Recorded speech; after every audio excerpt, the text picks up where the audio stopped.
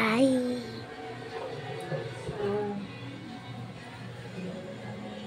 Nagbabaisip ko eh.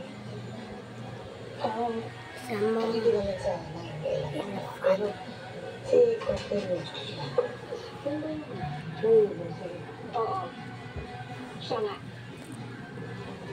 Swerte ko yun. Dito ba talaga kami nagsuba? Hi. I'm PKK. Ayaw naman makita yung pagmamukha niya. Tsaka hindi natin na makasama kami dalawa dito. Is my family. Is Ate Leila. Is my Ate Bea. Is my Ate Zoe. Is my Huwag kayong mag-alala. Bunso Ellie.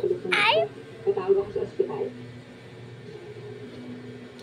Labas muna ako kasi yung Ay, but that is my mommy. Is my daddy. Is my daddy. Is my mommy. Oh, ayun. Ganda. Ganda.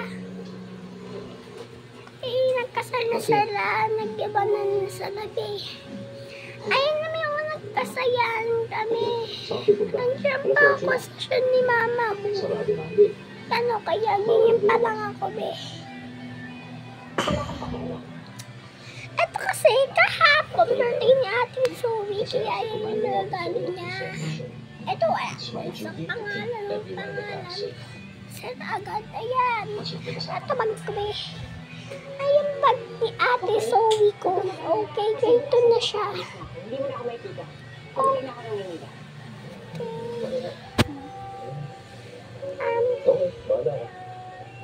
Talaga?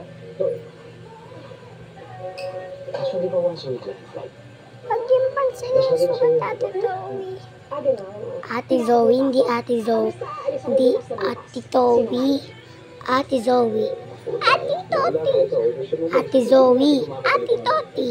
Sina? Alright. Ate Zoe, tulog na tayo. O, sige. Yung isang diretso, Saan ba? di kaliwa. Tabi-tabi po. Tabi po. Ate Zoe, tulog ka na.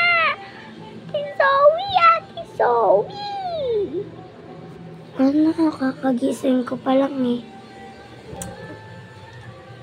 Okay, ito po nagsisimula ng video. Magtatapos na. Excuse me. Meron ba yung flight papuntang Manila?